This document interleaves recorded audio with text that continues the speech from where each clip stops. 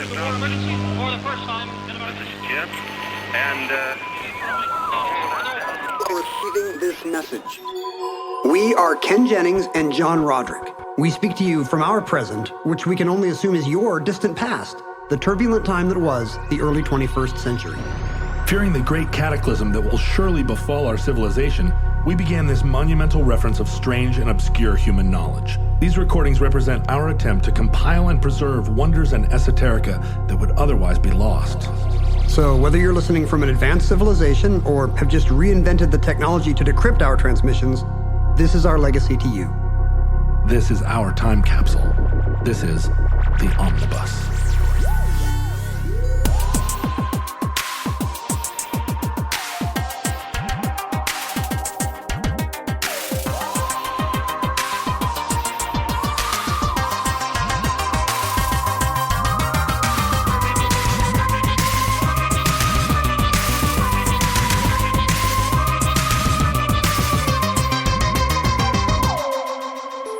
You have accessed entry 126.JB1304, certificate number 11904, Bitcoin Pizza Day. So we all agree change is bad. Progress doesn't work. Ponzi scheme. Fad. So how much Bitcoin do you own? Let me check. Let me just look and see how it's doing today. I own 0 Bitcoin. 0 Bitcoin.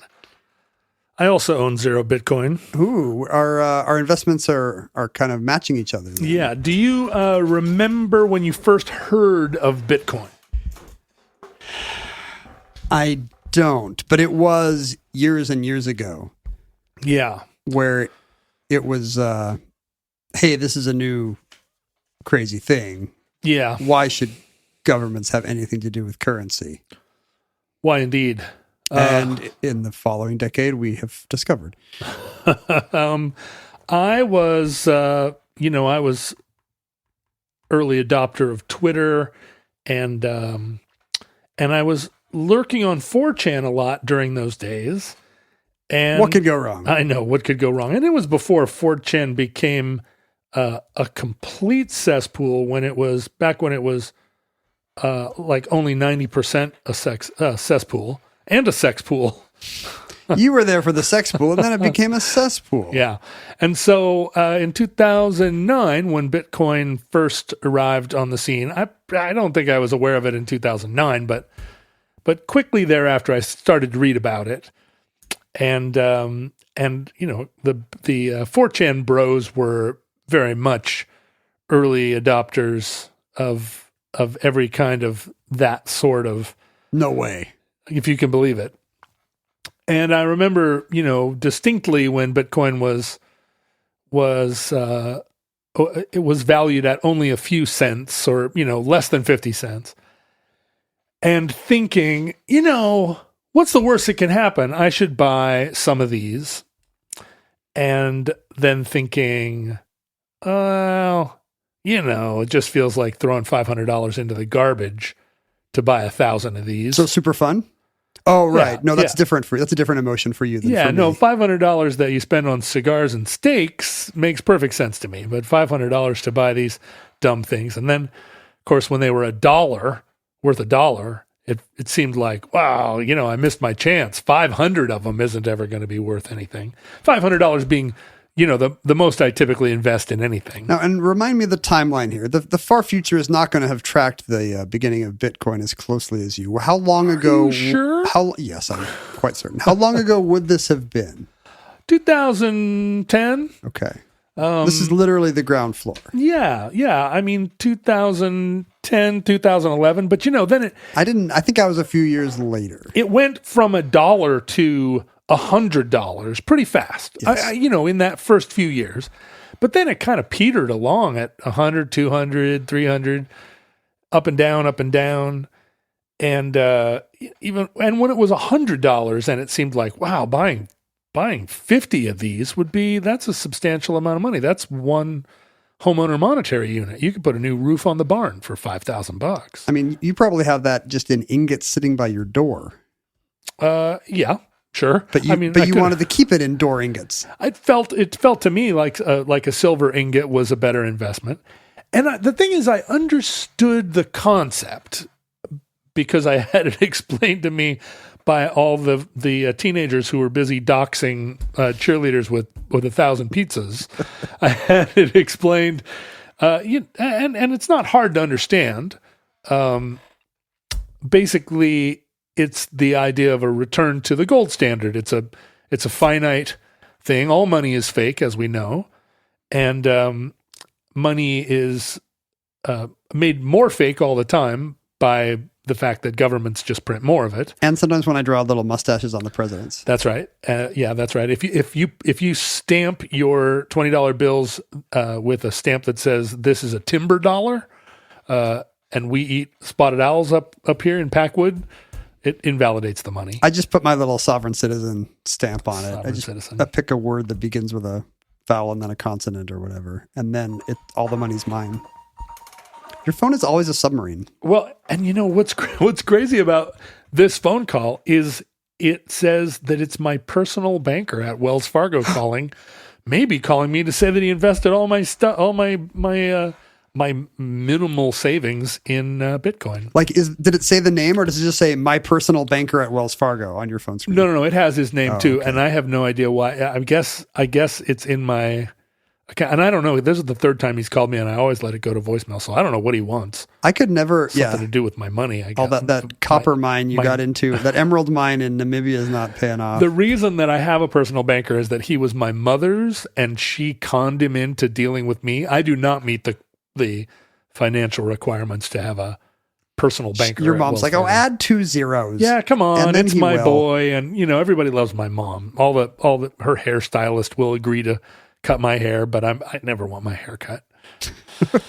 Well, you both have to agree. Yeah. Well, and that's the a thing. haircut has to be consensual for both parties. My dad had all these relationships, consent. right? He knew he had his own guy at the hardware store. He from that old. He had a cobbler.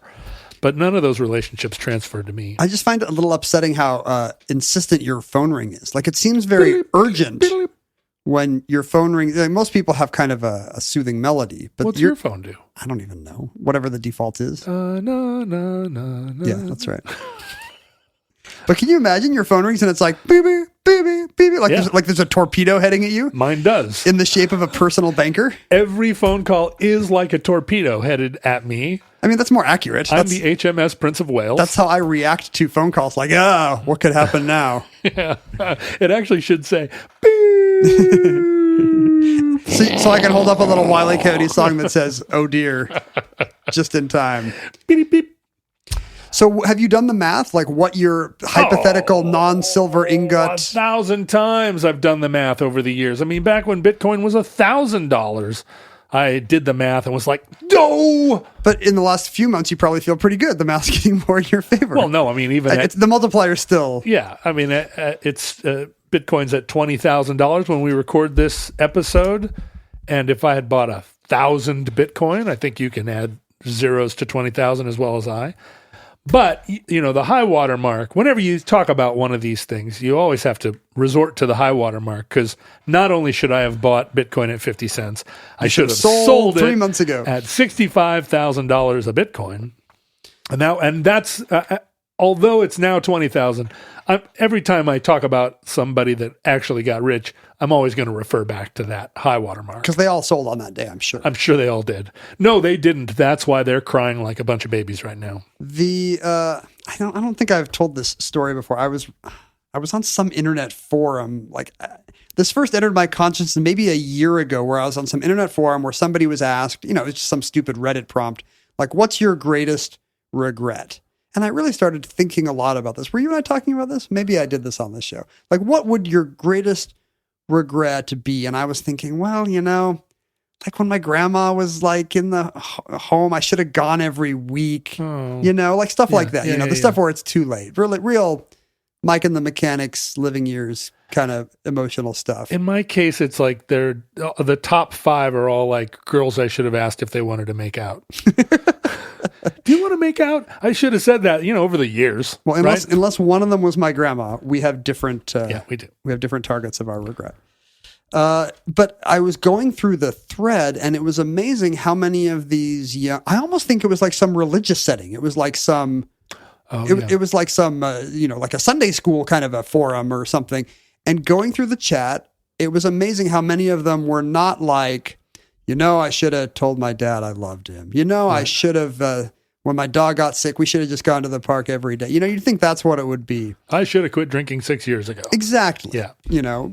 Personal moral behavior. Pretty much 2/3 of them, because, it was an internet thing, so it trended young and it trended male. 2/3 of them were like, why didn't I buy Bitcoin? Why didn't I buy Bitcoin? Well, I should have bought Bitcoin. Well, I could have.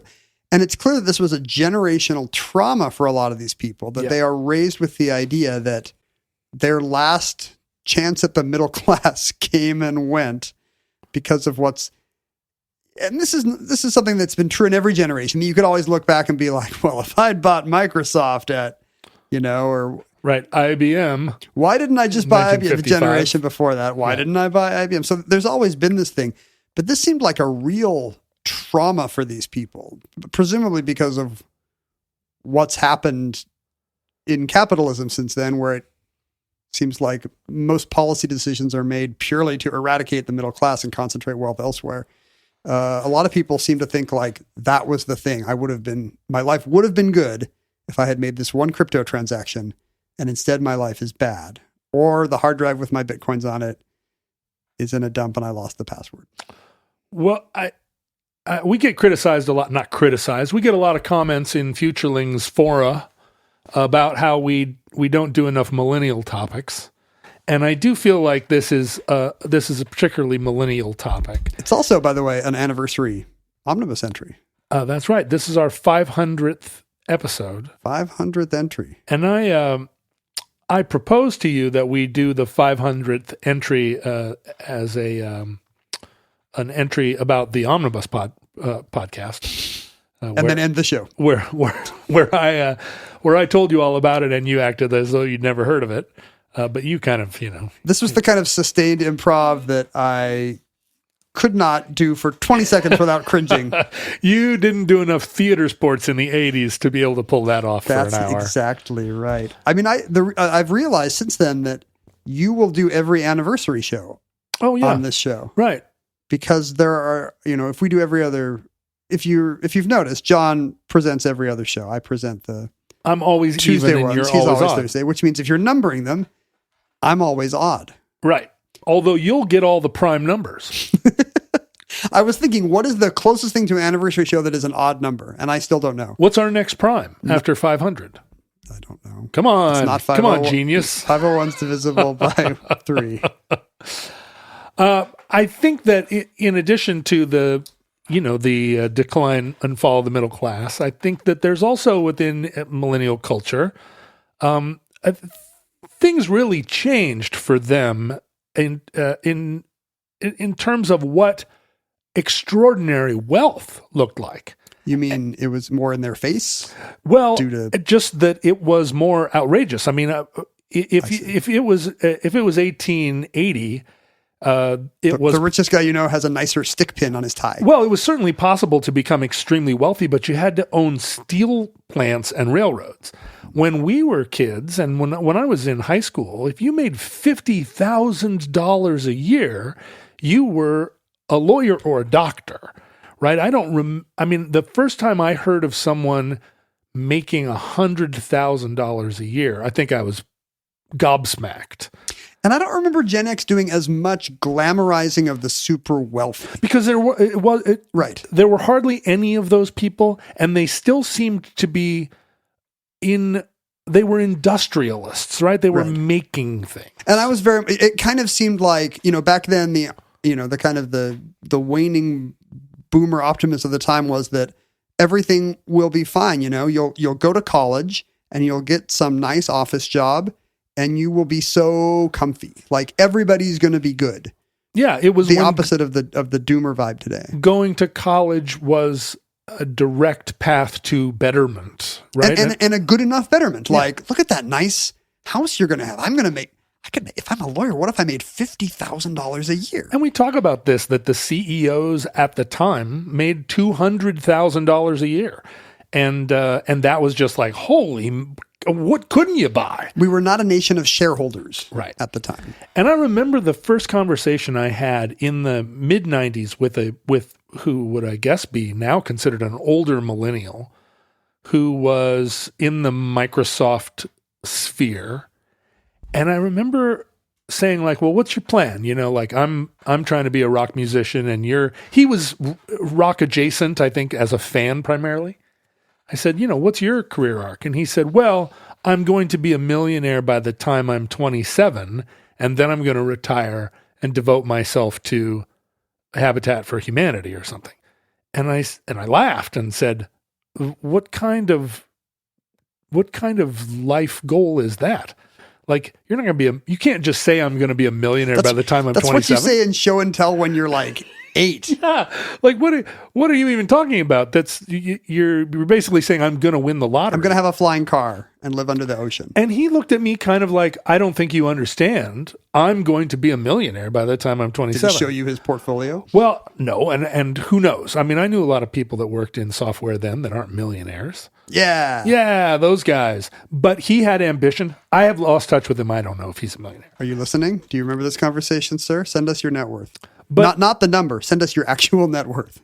But millennials were the first generation, I think, in history where the news was full of examples of their peers who were doing the exact same video gaming that they were doing in college, dropping out after their freshman year and becoming billionaires by starting a company that basically took them a day and a half to program. And, you know, so money became... You didn't have to own a single mill. No, right. And you didn't even really have to have family money, although, you know, family money always helps. That's what got you into Harvard, where you were Right. in the dorms writing your stupid website. But it seemed like there was at least a decade there where you couldn't open the newspaper without being told that there was a 22-year-old that was refusing to sell their billion-dollar company to Apple because they believed it was going to be worth $40 billion. And so that can't help but become, at least emotionally, standardized in your mind. Like, well, that's what success looks like. Especially when average household incomes are stagnant or dropping. Right. And you're like, wait, so what? Am I the only one that's having a bad month? Yeah, What? and I'm also, you know, I'm 24. I'm also a genius. I'm doing all the same things, and yet I'm way less comfy than my parents were. What's wrong with me? Yeah, exactly. And for you and me, I mean, making $50,000 a year was...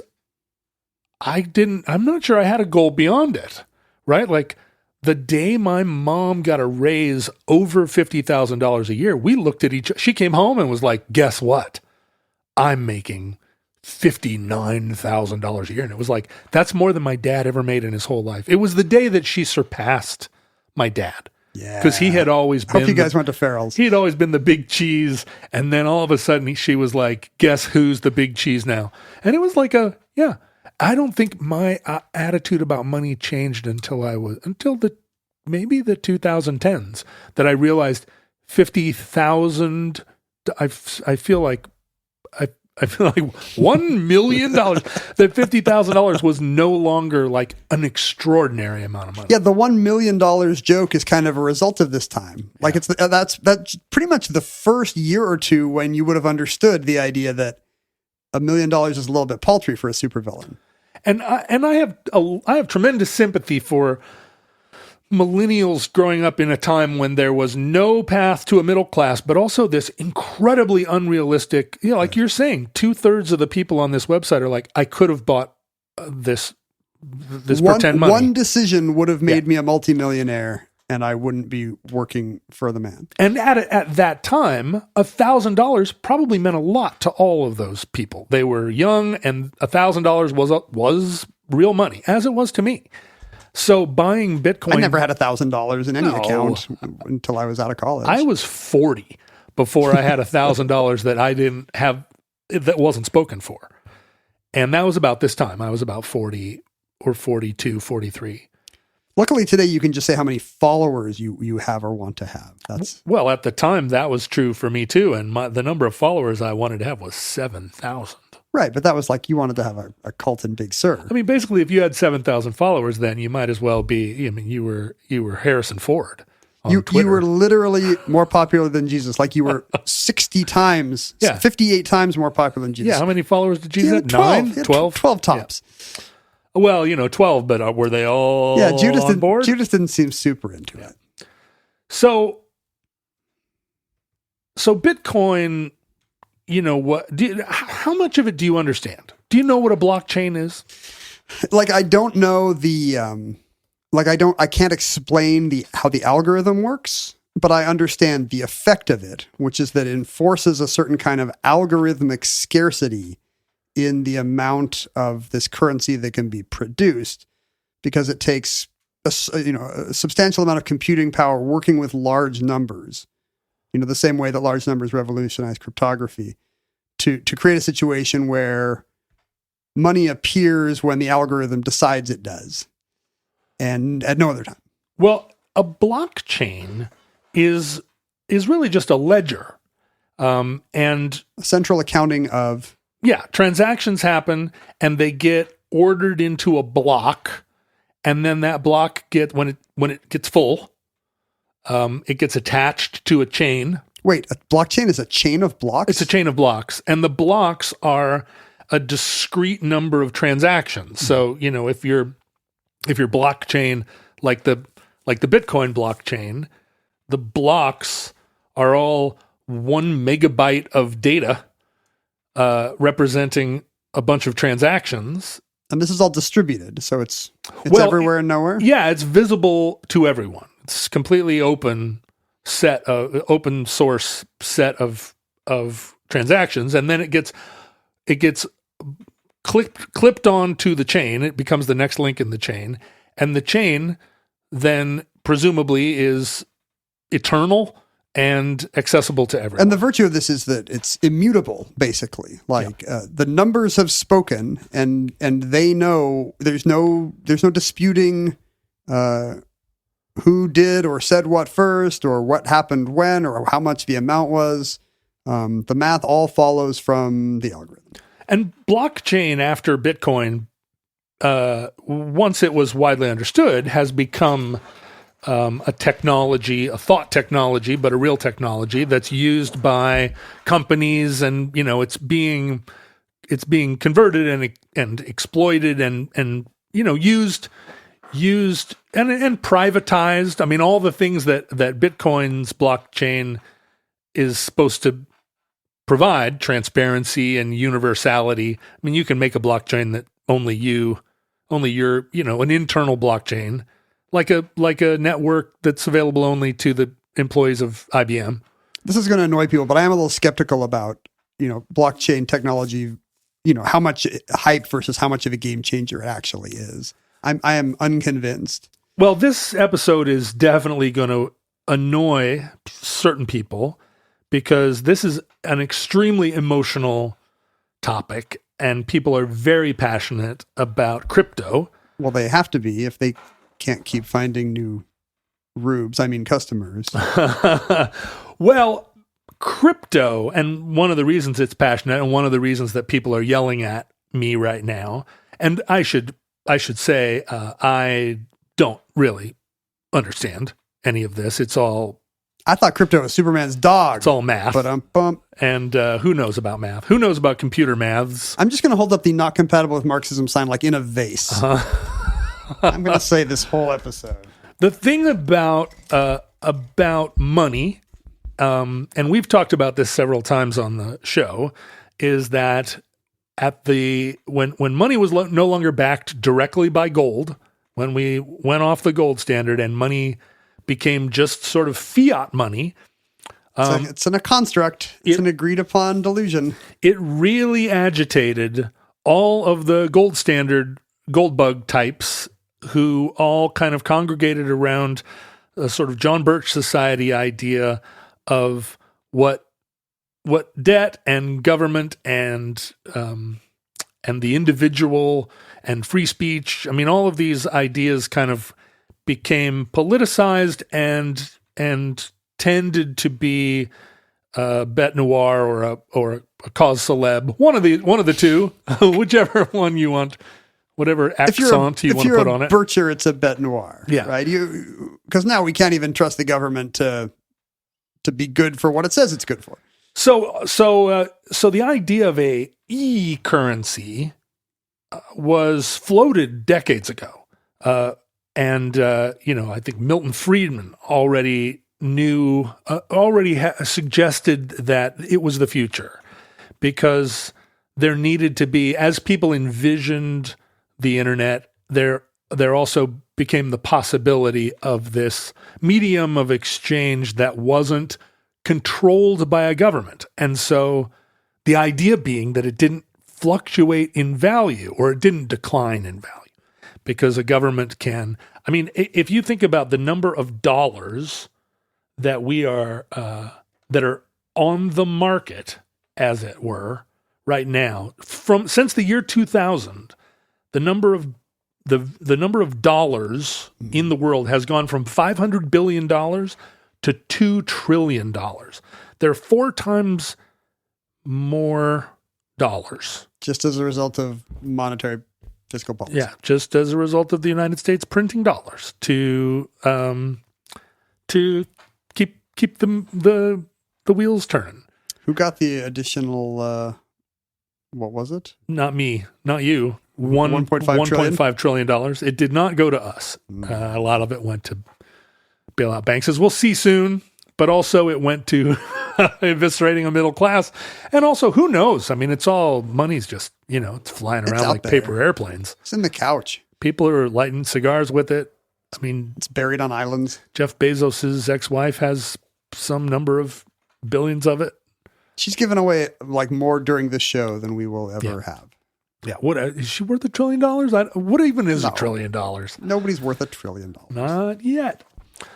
So when Bitcoin arrived, it really tickled the fancy of this pre-existing sort of political universe that was sort of anti-global fiscal policy. And if you can imagine what an anti-globalist gold-fixated group thinks about other political topics, just typically, when you think of those terms... Let's not generalize, but... it definitely attracted a certain segment of the population that what were we... I always have this problem remembering the term. Libertarianism. Thank you. Libertarianism.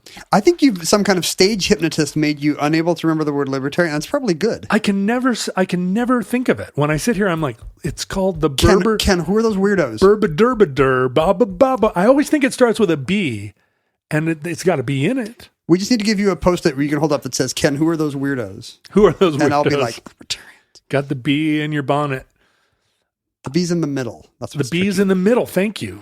But yeah, so libertarianism really and cryptocurrency really found a common cause, and libertarians saw in cryptocurrency a kind of future. There's a way to get around. It's an end run around government. It's an end run around government, and it's an end run around then the powers of government to control the individual. Bitcoin or cryptocurrency allows the individual to then become completely autonomous in the globe. I can put me on my money. You can put you on your money. I don't need Andrew Jackson.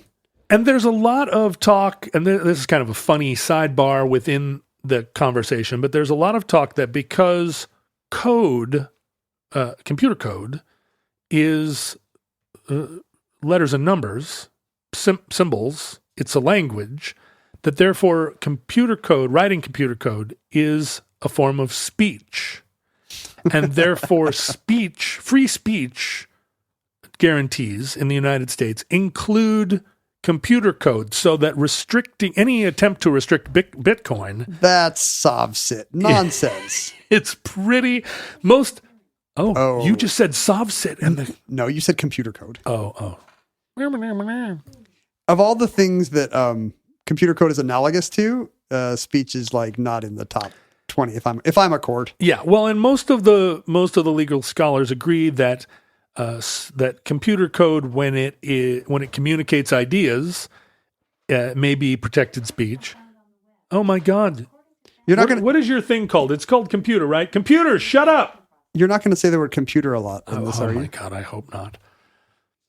You can turn it off, right? You could unplug it. I don't know. I don't even know why it's there. This bunker has been rental. colonized. It's a rental. It's been colonized by Barbie RVs and Can you do it voice easels. activated? Hey, computer, don't respond anymore when I say computer.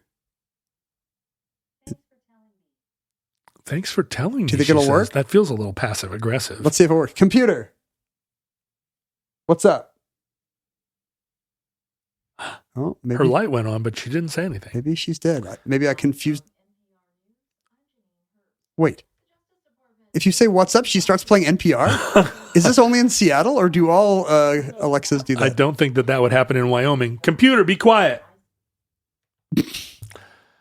Thanks for telling me. Anyway, computer code that is a machine that effectively is a machine is not. I think the courts would agree that it was not a form of speech, and certainly you can't. Not computer, be quiet. Can we just unplug it? Would you go unplug it? It's right there, and the plug is visible. Every time this happens, the Facebook board is full of people being like, "This is so easy to turn off. Alexa's such a great tool. Obviously, you're just doing it wrong." Doing it wrong again. Doing it wrong again. Interesting you unplugged it from the wall. I would have unplugged it from the device. She started singing Bicycle Built for Two as I unplugged it from the wall. Daisy, It just seemed more final to do it at the wall. And you clearly can't shout fire in a crowded Bitcoin blockchain and have it be considered free speech. Are you allowed to say, Bitcoin is falling? No, there are a lot of places you cannot say that. So, as I think most of us know, it is the scarcity of Bitcoin and its ability to be used as a medium of exchange outside of banks, right? Visa and MasterCard and the HBSC all charge fees for transferring money. And they also have all these archaic restrictions on transferring money. You can't, Friday at 5, it all shuts down and it requires, even though, I could take a 5-minute long video of myself eating a hot dog and send it to Australia in a blink of an eye. If you want to send me my half of the Omnibus Patreon, well, according to you and Mindy, it takes you 14 days. Now, I don't know what that's all. And it comes to me in an envelope, and it's got a scented ribbon It's still on it. warm. Yeah, I mean, we get a lot of use out of that money in the 14 days that we are telling you it's unavailable. You invested in Bitcoin, I'm sure. So its value is not just in its scarcity. Its value was, at least initially, that it was a new medium of exchange. We're going to do money right this time. That's right. Money 2.0. In a global sense. Now, of course, it immediately got used to sell cocaine and Ritalin on Silk Road. And that kind of put a bad rep on it early because... Early? I mean, isn't it still hard to use... Isn't it still hard to use Bitcoin for... can I pay my mortgage in Bitcoin? So here's what happened. The advocates of Bitcoin really believed that it was going to be a new media of exchange. But the problem with the blockchain was that those blocks... were off the chain. Well, the blocks did not have a ton of capacity, and there developed a queue as the transactions stacked up to get included in blocks, and then the blocks added onto the chain. There was a choke point. And what that did was it slowed down Bitcoin transactions so that it no longer seemed, it was no longer useful, right? You'd try to buy something at a store. Visa is capable of processing 6,500 and 27 transactions per second on each card. And then that's right. If the Russians get a hold of your Visa card, they're going to buy 6,500 TVs. Ching, ching. Whereas Bitcoin could only process 4.5 transactions per second. Is this built in? Is this something built into the format it's baked in, or is this something that could be solved with better tech? Well, as you can imagine, the techie types said, well, they all had different ideas about how to fix this problem. And the ideas broke down into two kind of general ideas about how to solve it. One of them was that the data that was actually going into the blocks didn't need to be such fat stacks. There was a lot of extraneous data that was kind of clogging the aperture. Streamline the blocks. That's right. So we need to get the data smaller. The other option, as you can probably guess, make the blocks bigger. And both things make the holes bigger, right? Make tubes bigger. Yeah. Well, no, the blocks themselves, right? You're building a chain. I see. And so we've got this fewer blocks of larger size. We've got this elegant chain. Are we going to keep the blocks the same size and put less data in them per transaction? Or are we going to suddenly halfway up the chain, enlarge the chain by either an exponential amount or double it or whatever? And so those were competing concepts. And in July of 2017, there actually was applied to it something called a segregated witness, or SegWit.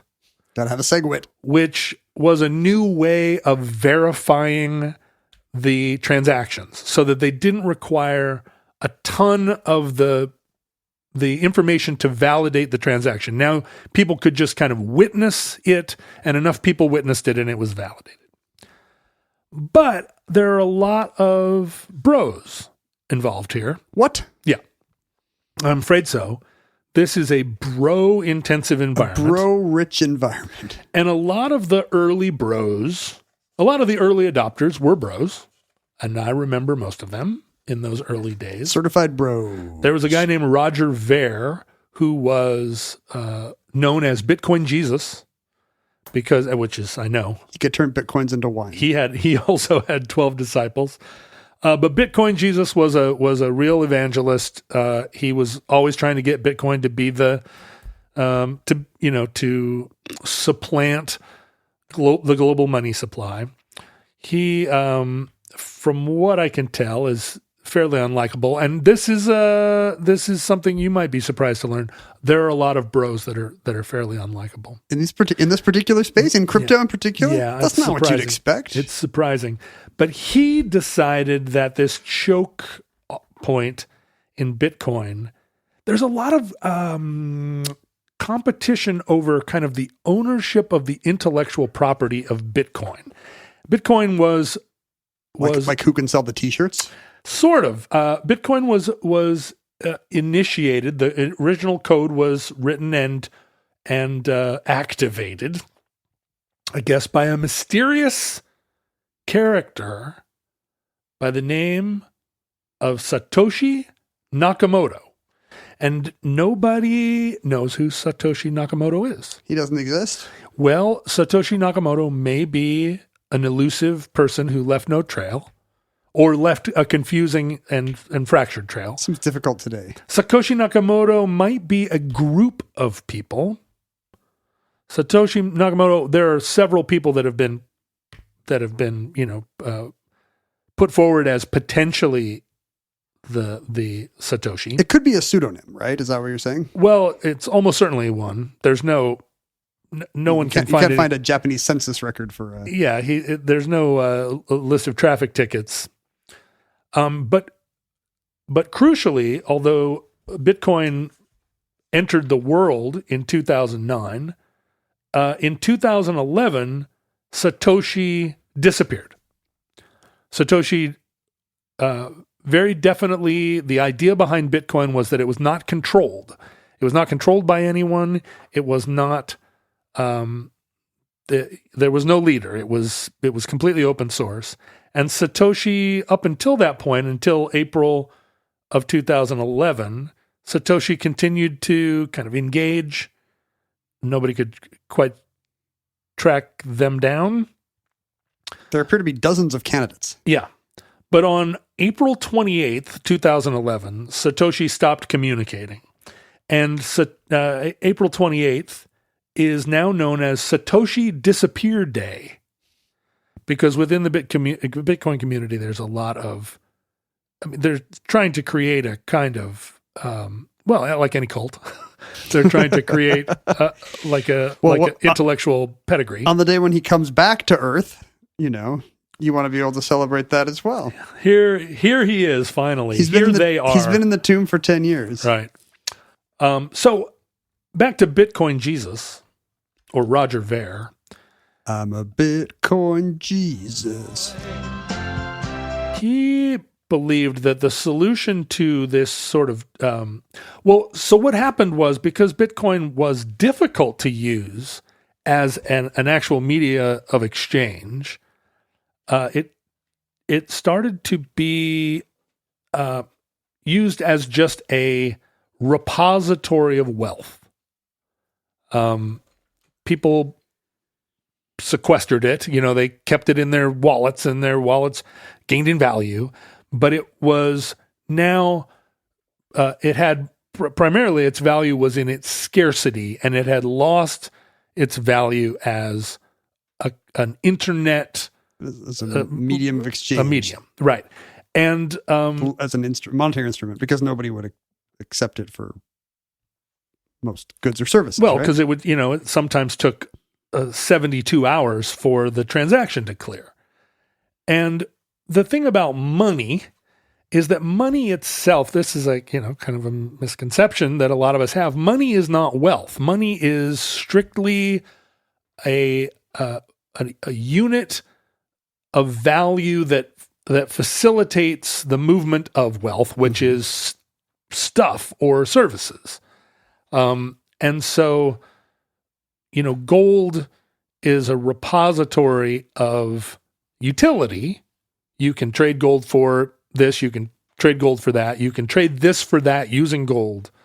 But gold itself, it's useful in jewelry. And it's useful if you're going to try and coat the outside of a lunar lander. Unlike paper money, it has other limited uses. Limited uses. Paper money's not ductile. But so Bitcoin Jesus decided to start his idea was that he was going to start a separate iteration of Bitcoin called Bitcoin Cash, which was going to then be a faster, built around a separate, a wider architecture. And that chain was then going to allow you to use Bitcoin Cash as you would cash. The Bitcoin sits in your wallet, but Bitcoin Cash is your way of passing it back and forth more quickly or efficiently. But in order to do it, he basically just built a new blockchain, and Bitcoin Cash is not really Bitcoin. It's a new crypto. Oh, it's in parallel. And was this the first new crypto? No, right? No. There had been other attempts. There had been other attempts. And the most, the second most widely used and valuable crypto is Ether, which was started by a 19-year-old, pimply faced smart kid, who had an idea that the blockchain could not only, it wasn't only about this sort of cryptocurrency generation, but you could use a blockchain to also program in future transactions. Like on March 7th every year, you're going to give me $100 because it's John Disappear Day. And so you can put that into Ether. The blockchain it's not just a ledger of transactions. It's also a place where you can the schedule. You can store programs, and those programs would then be activated. Or there's a great example of a Chinese dissident, a woman who was being persecuted because she reported her bosses for sexual harassment, and within China, she was severely censored. But she took her letter of accusation, encoded it, and put it into Ether, and then it was in the blockchain for eternity, so readable by anyone, and it became a. Seems like an unusual use case for a crypto blockchain, right? But it made Ethereum a company that seemed like it was, and the thing is, they never intended Ether to be a cryptocurrency, but because of the way a blockchain works, people started to use it as a that's interesting. cryptocurrency, and now it is the second most valuable cryptocurrency around, and actually, and that's just by virtue of right place at the right time. I mean, maybe there's advantages to some of these over others, but looking into the future, right? Like anytime you adopt a new technology, when we look back at it, it seems like the jet airplane or the steam engine or the printing press followed an inevitable course. But of course, there were always 60 different people building steam engines, and some of them required a live cat, and some of them were made out of leather. And the ones that became the dominant forms are the ones that kind of survived that period, sometimes decades, where the new technology was trying to work itself out. And initially, everybody was dubious of it. Steam engine, what are we ever going to do with that? A horse will always beat a locomotive. And then eventually, it works itself out. And there are a lot of people betting on Ethereum as being a more useful blockchain. Still open source, although that's arguable too. I mean, as fast as good ideas get adopted now, it was different in the days of the printing press, movable type, where, that's going to take a new thing like that will take decades to change a culture. We know from experience that the iPhone did not take decades to change a culture. No, that social media did not take decades to change a culture. No. I mean, I'm not saying these are good, but it seems like crypto has been surprisingly slow at this revolution it ushered in. Yeah, and there are a lot of people arguing that crypto is will result in a global liberation. If you think about all the nations of the world where the government uses their monetary policy to control the population, or governments devalue their currency, governments restrict their currency. There are lots of examples of women in Afghanistan, for instance, whose husbands control the finances and they have no options. But there's one particular example of a woman that began to maintain a crypto account where she squirreled away the money that came her way, and I think as part of she got people contributing to it, and eventually was able to leave her husband because she had this account. She wouldn't have otherwise been able to put together a savings under our monetary system. Seems a little cherry picked, but okay. I mean, there are lots of examples, and they're all sort of cherry picked, but each used to describe this science fiction world in the future where we're not, where money and banks in particular are not agents of control. And of course, we've seen banks have also become unhinged. The deregulation of them over the last 40 years has produced a Wild West in banking that has benefited only a very small proportion of the people. But you and I would argue that that's a function of deregulation. So an utterly deregulated monetary marketplace, what would that look like? Right. Surely untrammeled good. And that's where we are today.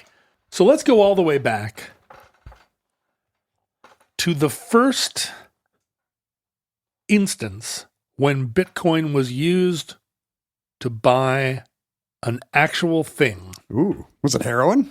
It was not, although of kind. Was it plutonium? A kind of heroin. Not plutonium either. I don't think, there is no recorded instance of somebody buying OxyContin with Bitcoin before this moment. Bitcoin was It was all the subsequent transactions that are all fentanyl. It was all Oxy after that. But in the initial days of Bitcoin, it was a dream. It was a bag inside of a suitcase. It was a hat on a hat. It was turtles all the way down. Fascinating to people as a theory. And those early Bitcoin miners, which is to say, people who were performing those transactions over time on their personal computers. I just realized we haven't even talked about the environmental impacts, but okay. Yeah, we'll get there. They were rewarded early on with thousands of Bitcoin.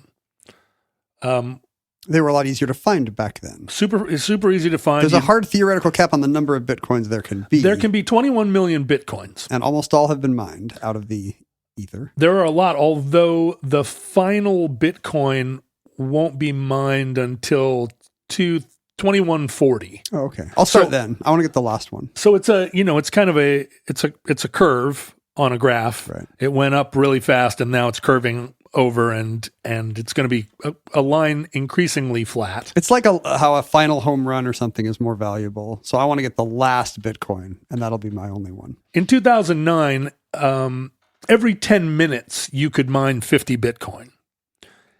50 Bitcoin at the maximum price, representing what's 50 times 65,000? Go. About 3 million, isn't it? 65,000 equals 3,250,000. So you could mine 50 of those in a minute. Now, Bitcoin started in 2009. By 2010, halfway through the year, there were a lot of people around the world kind of mining these little coins with no real sense of what their actual value was. In May of 2010, a man by the name of Laszlo Hanyecz, who lived in Florida. Ultimately, this Not is Hungary? No, he's Hungarian name Floridian by Hungarian-Floridian. Yeah. And ultimately, this is just a Florida man story. I mean, it kind of is. When you think about, like, if these guys are right, and this is like an actual massive wealth transfer because our money systems fundamentally change, we have just completed a massive transfer of wealth to the people who were most likely to be dicking around with libertarian thought tech in 2009. That's right.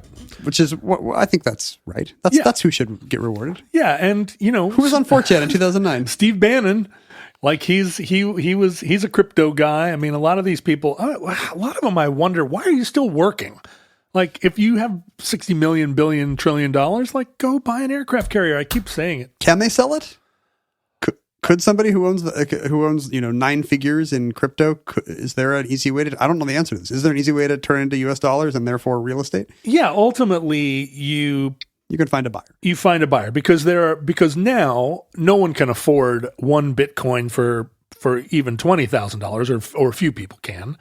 But you can go to your supermarket, put the money into Bitcoin Cash, and buy a fraction of a Bitcoin. That's how those weird Bitcoin ATMs work? Yeah. I mean, if you're going to buy $500 worth of Bitcoin, it's going to be a very small fraction of a Bitcoin, but you can add them up in your wallet. And I should say at this point that because neither of us have any Bitcoin, one of the things that kept me from doing it, I think in 2010, was I have to do what now? Remember a long password and keep it on a hard drive? Like, I don't know. Well, you weren't wrong. Think of all those people who have millions trapped on a file because they don't have the password. Well, I know. I mean, that's a brilliant thing. There was a guy who accidentally threw away a hard drive in Australia, and he had been mining Bitcoin for a long time, and he had something like he had 1,500 Bitcoin or more on this hard drive that's worth $150 million, or not maybe more than $100 million, and it's sitting in a landfill, and it's in a knowable landfill in Australia. As long as it costs less than $149 million to get it out. but nobody yet has decided like, okay, I'm going to put together what it would take to sift an entire landfill, knowing what we know, which is it went in on a certain date in a certain place. And I think it was probably a lot easier 5 years ago to figure out where that was. But it's there. I mean, luckily they don't recycle in Australia. So. Yeah. Well, and also, I mean, I have a hard drive that just sat here on this table unmolested and it doesn't work anymore. Every hard drive I've ever owned is like in a weird desk in my drawer in my desk. Anyway, last night I went on and got an account on Coinbase Wallet. Welcome to the revolution, John. And it's under the name All the Great Shows. That's my Coinbase Wallet name. Are you saying this because people can now just send you crypto? Yes. We'll see. So I tried to get John Roderick. Somebody in Australia already has it. But All the Great Shows. So let's see what happens. There are a lot of crypto people that are listening to the show. If you're mad that I'm not doing it right, or mad that we're... Why would they reward you? Disparaging libertarianism, why don't you show me what an effective medium of exchange it is? If your business model here is to rely on the generosity of libertarians... Well, I have some bad news for you. Except some libertarians see me as a beacon of light in the darkness. Maybe they think they can convert you. If John just gets enough free Bitcoin, he'll see that it's good. See, that's what I'm saying. And don't do this. Nobody send John your Bitcoin. No. Send me some Bitcoin. You know, even a small minor little bit. Send whatever you're going to send him to the Humane Society or some actual cause. All the Great Shows at Coinbase Wallet. Just send it to the rainforest. And it's not going to do any good in the rainforest, but it is going to do, because what if I became like a super excited crypto guy? It might happen. I might be the guy. What an evangelist John would be for your cause. Anyway, it's like it'd be a conversion of Saul of Tarsus. That's right. That's exactly right. So anyway, that's All the Great Shows. So on this day in May in 2010, Laszlo, Florida man, was on one of the forums, and if you can believe this, there are fora devoted just to talking about crypto. I don't believe it. It's true. That's crazy. It's true. What would you have to say? Well, people were talking about it even 12 years ago. I do that with U.S. currency. I'm like, hey, I got a couple quarters today, and USDollar.org. I think they're in the center console of my car now. Mm-hmm. Who else has a dollar story today? Well, he was on a crypto blog, and he said, I am hungry. I want some pizza. And I will give 10,000 Bitcoin to whoever brings me 2 large pizzas. At the time, what was the fair market value? What was Bitcoin trading at against the dollar?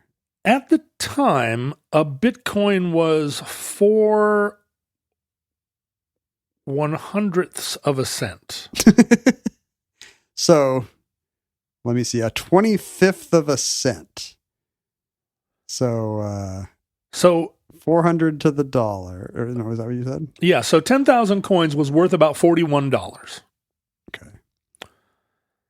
And he said, and this was... That's a lot for a pizza, but... That's a lot for a pizza, but it's 2 pizzas and it's delivered to your house. Yeah, but Little Caesars does the pizza thing. So really, that's, if you cheaped out on this guy, you could probably get, plus back then, $11 worth of pizza. But these guys are all on these blogs. They're talking about like, oh, this is going to be the new media of exchange. And even though it's worth, 0.004 cents. And did he realize, hey, I'm the first person to ever actually try to get goods and services? I don't think he did. Maybe he was like, let's try this out. I mean, I think that was his mentality. Look, let's see what happens. Here it is. Here's the moment. I'm going to offer 10,000 Bitcoin to the first person to bring me a pizza.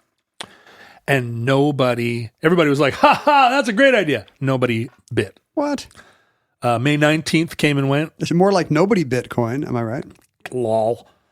And he's on there like, hey, I'm still hungry. Help a brother out. He didn't eat anything in the meantime? It's a very unusual part of the story. Well, and he's got a family too. He's got a family to feed. I think they kept eating. But every day he's on there like, anyone? Still want my pizza. The 20th of May, 2010 comes and goes. The 21st comes and goes. And he's like, seriously? And at the time, they're mining Bitcoin like it's going out of style. This is 10,000 Bitcoin is nothing to this guy. Little dwarves are swinging pickaxes. Yeah, it's worth $40.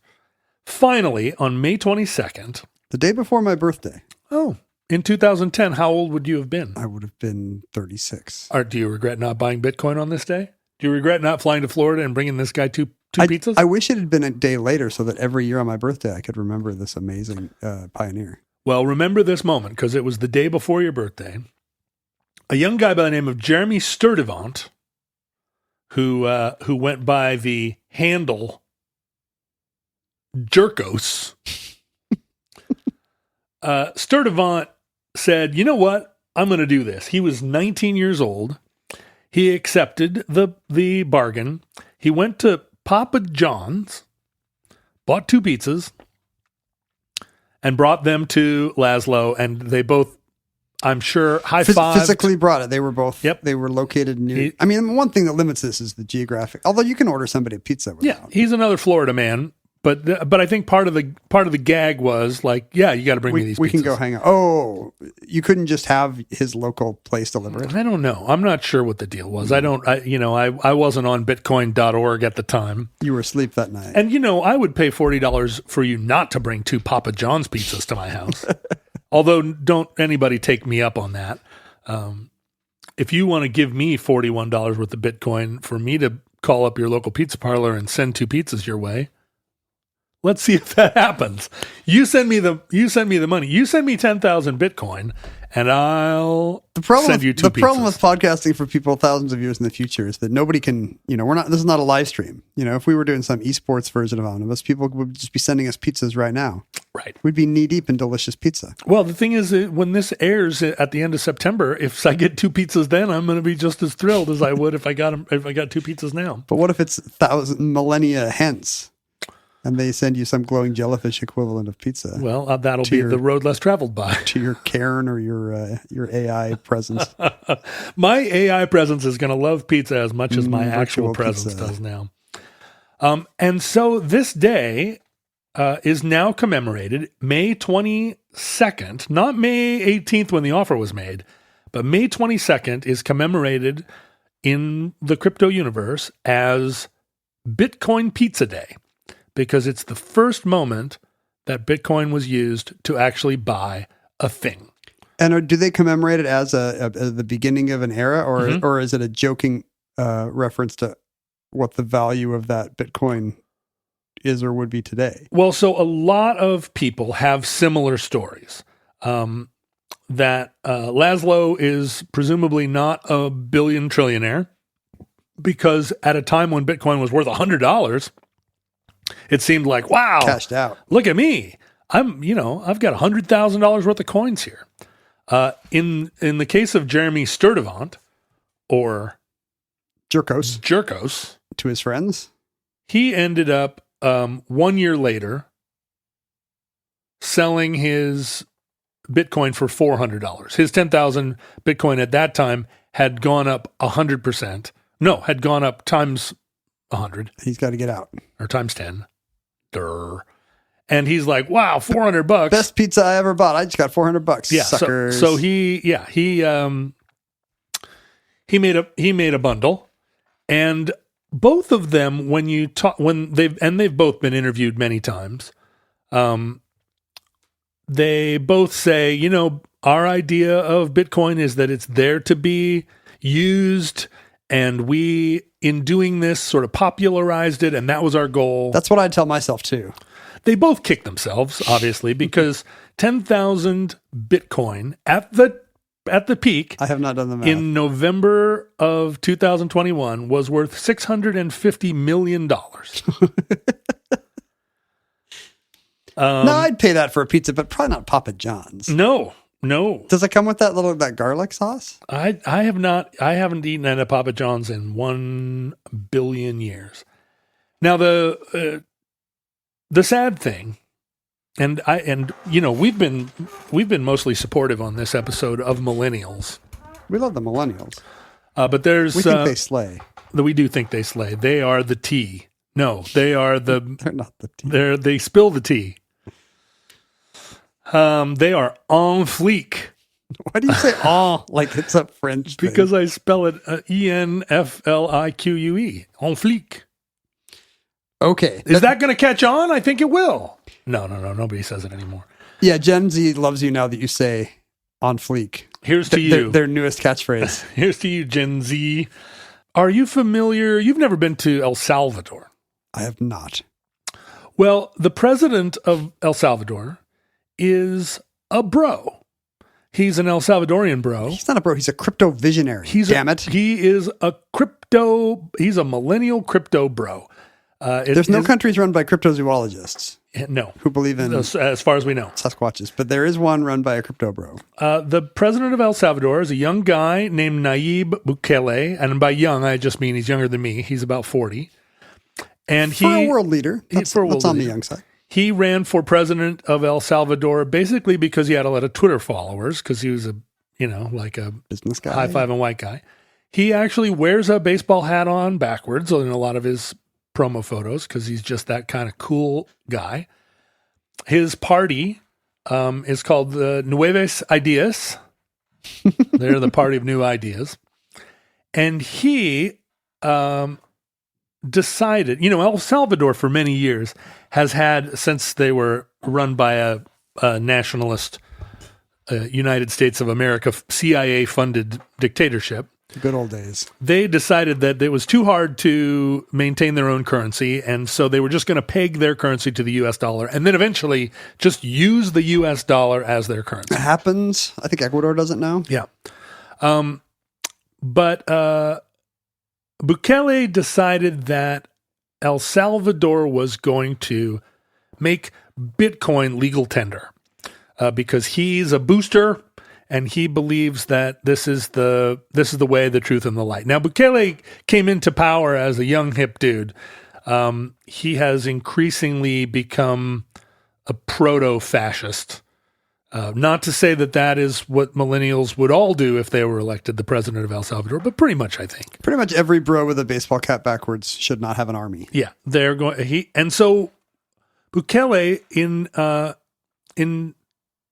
2021, just last year, a year ago, September of 21. Never forget. He passed a Bitcoin law that made Bitcoin legal tender in El Salvador. Although something like 70% of El Salvadorans were against it, recognized that it was a dumb move. But in September of 2021, Bitcoin was worth $60,000. And Bukele put a lot of El Salvador's cash reserves, made the big play, and put it in Bitcoin with the idea that it was going to solve El Salvador's debt problems. If it keeps bringing tenfold growth every 1 to 3 years, sure. However, 2 months after, and El Salvador would become a crypto enclave, a crypto exclave, or a crypto a destination for crypto banking and whatnot.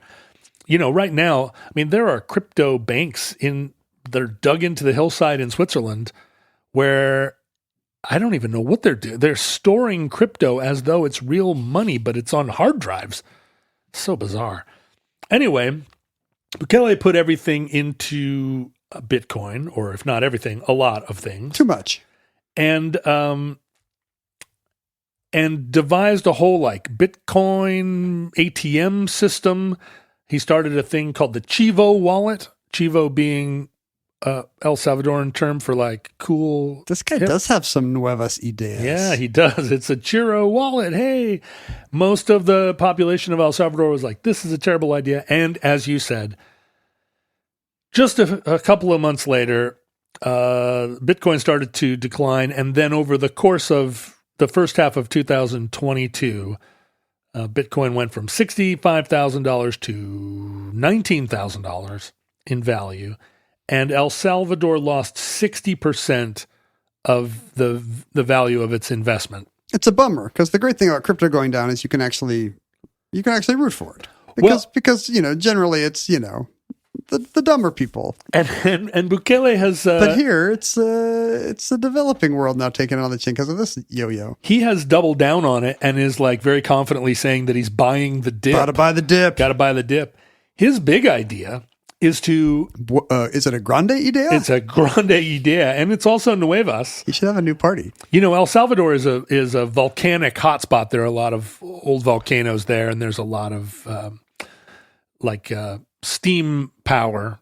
I mean, one of the ways they generate power there is using geothermal.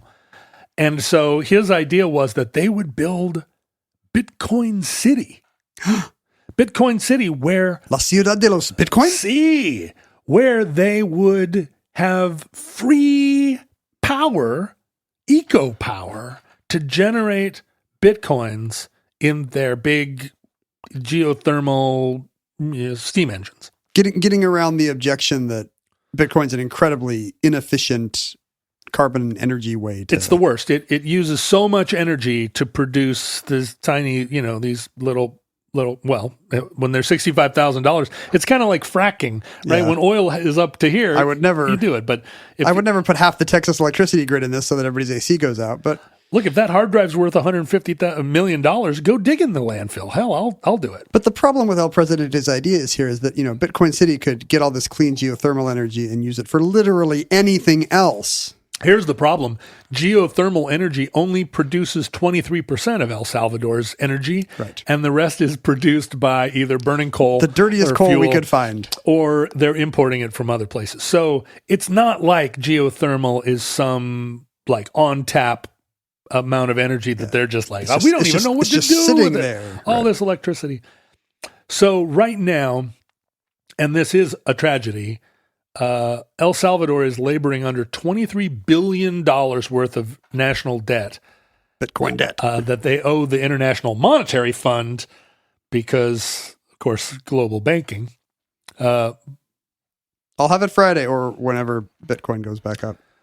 So right now, Ken, as my wealth increases at my Coinbase wallet, all the great shows... And yours, because people are giving me the dip, right? They're at the dip and they're like, you know what, Roderick, Bitcoin's hardly worth a thing now. It's only $20,000. You can have 10,000 of mine. Is this a thing that happens? A donation economy based on? Beats me. I mean, all this is new to me. I just think the kind of people that own Bitcoin are the least likely. Yeah, but scarcity is relative. Right? Sure, they can give you a tiny crumb, a tiny morsel from their Bitcoin table. I went to a party at your house a couple of weekends ago, and there were so many hamburgers on the grill. There were a lot of hamburgers. And then I noticed there was Costco hamburgers out of a bag, but still, you had made enough hamburgers. They were all getting eaten. Oh, they were. Everybody ate a hamburger. Well, the problem was at the end, like I made a batch and they all went, and I was like, oh no, I got to make 10 more. And I made 10 more, and none of those got eaten. Yeah, right. And I think I probably had 2 and I had a hot dog. But, Whoa. so maybe you should be contributing to my Ethereum wallet. You know what? I'm Matt a big Damon. dude. Don't hamburger shame me. But yeah, so I mean, to some people, 1 Bitcoin would be a year's wages, and to other people, 10,000 Bitcoin is just a drop in the bucket. If you're a Salvadoreño, do not send your Bitcoin to Jeff. No. But if you're a tech bro that want to prove that Bitcoin is a way to support your favorite podcaster, I will not split it with Ken, Mr. Hamburgers, Mr. Surplus of Hamburgers. You're the Hamburglar. Did I mention it's all the great shows at Coinbase Wallet? I have no idea whether they can actually, based on that scant amount of information, They might be laughing at me right now. Instead, I need a 20-digit number. You're going to get 20 emails explaining why this is not a thing. Here's the burden of proof. If you send me an email, you have to follow up with actual Bitcoin when I figure out how to use it. If you don't have Bitcoins, just send me a pizza. Yeah, or you could send Ken a pizza.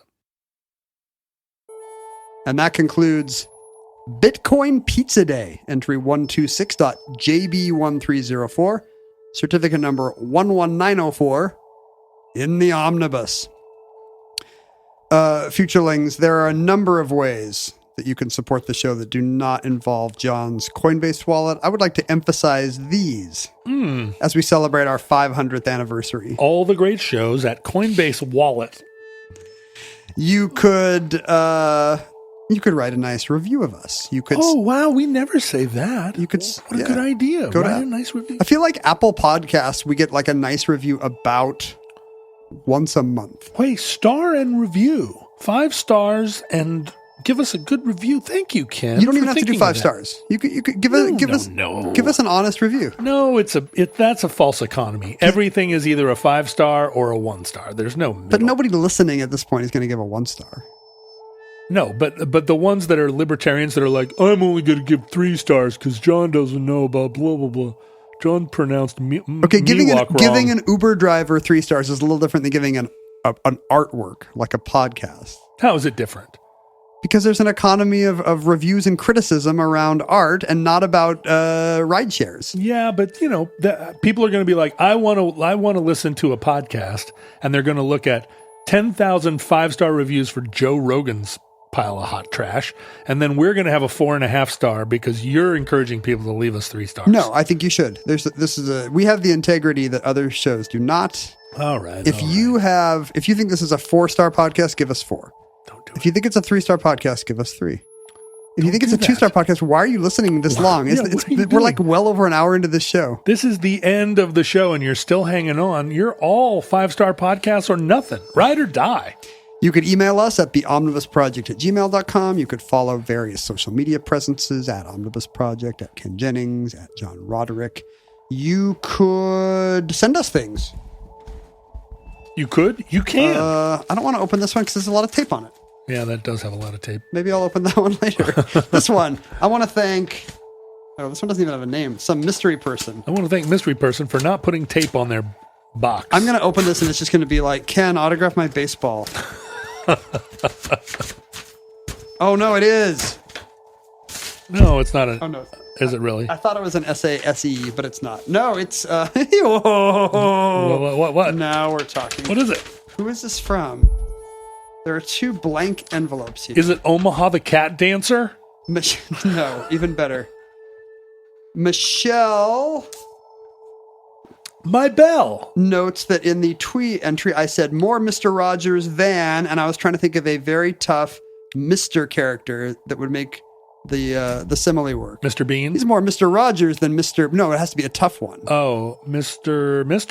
No, they're See, not we tough still can't either. think of one, but Michelle has done the work here and has actually crocheted us or cross-stitched us a little sampler that says the correct answer. Oh, of More course. Mr. Rogers than Mr. T. Is that actually cross stitch or is that a picture of a cross stitch? From across the room, it looks like a picture of a cross-stitch. Up close, no. Michelle has actually cross-stitched more Mr. Rogers than Mr. T. Oh, show me that. Wow, this needs to go on its own sign. Isn't that beautiful? Look at that. That is beautiful. And she sent us a couple relics of a Midwestern Mr. T loving childhood, a I Pity the Fool sticker. Yep.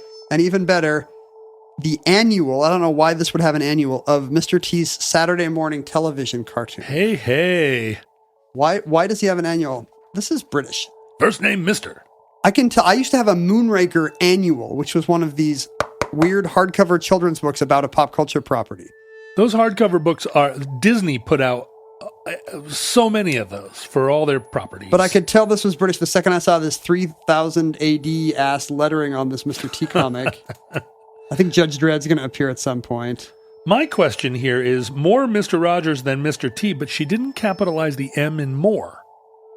So it's a stylistic choice. It foregrounds the names, surely. But I mean, it's a sentence more than It's not. more It's a Mr. fragment. Rogers than Mr. T. What would the verb be in this sentence? I'm. The implied I'm. Your. It. It's. That is fantastic. And I love this weird off-brand British animated Mr. T thing. I am actually taking this home. Usually I just leave junk here in your bunker. Yeah, John. you do. My daughter's mother was saying yesterday, oh, the basement's a mess. Ken is going to be mad. And I was like, do you see Ken's area? Ken makes the mess. Ken is the mess. Look at Mr. T on the Island of Fear. This amazing adventure that he's having in a British font. Oh, it is good. Look at that. I love a jean vest that has the sleeves ripped off. And look at this little redheaded kid. He has a matching vest. Yeah, Mr. T in this cartoon apparently had a multiracial team of young people who he would lead on adventures, probably based on real life. Well, what's interesting is there's an Asian girl, There's someone who seems like a Latin guy. There's a African descendant person. That's not the right way to say that. A red-headed woman and a red-headed boy. So it's very UK. And then there's a dog with a mohawk. Do you think in real life Mr. T gives his dog a mohawk? Yeah, see, here's his group. Kim Makamura, Miss Priscilla Bisbee. Is that the dog? Nope. Spike, who's the young kid. Why does he have a Southern belle in his... Miss Priscilla Bisbee. And then Vince D'Amato, so he's kind of the Italian guy. This is like a World War II movie. Then Garcia There's Lopez. Finkelstein. And then the black kid is Woody Daniels. Okay, here's the thing about Garcia Lopez. I'm 100% sure he is named after the DC Comics books artist, Jose Luis Garcia Lopez, who did a lot of model sheets for animation in the 80s. He looks exactly like Epstein from Welcome Back, Kotter. That's offensive to our Latino friends. No, they all look like Welcome Back, Kotter characters. Vince D'Amato looks like John Travolta. I don't think there was a Kim Makamura. We'll put a picture of, there's a hacker in a wheelchair. There's a robot on a skateboard. And then the dog's name. So the kid's name is Spike. The dog's name is Dozer. What? We're going to put a picture of this up on the Patreon so really you can enjoy it. If in the 500 previous entries of Omnibus, you have become a loyal supporter of the show. They're all gymnasts. Look at them.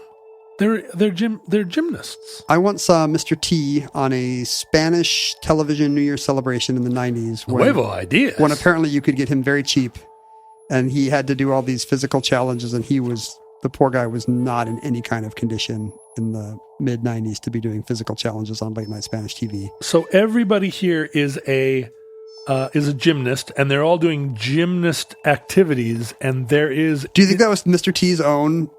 Yes, I will let you license me for Saturday morning animation, but I must be associated with my true love, competitive gymnastics. Maybe. I must be hanging out with a team of agile gymnasts. Yes. Here in the final story, this is going to disappoint you a lot. In the final story, Mr. T on the Mystery Ranch, the bad guy is a Native American in a full feathered headdress with a tomahawk, and he is fighting the gymnasts who are doing gymnastics to defeat him. I don't know if he says how at any point here. It does seem like the mid-'80s is a little late to have an evil headdress wearing Native American villain. I'm not sure. Yeah.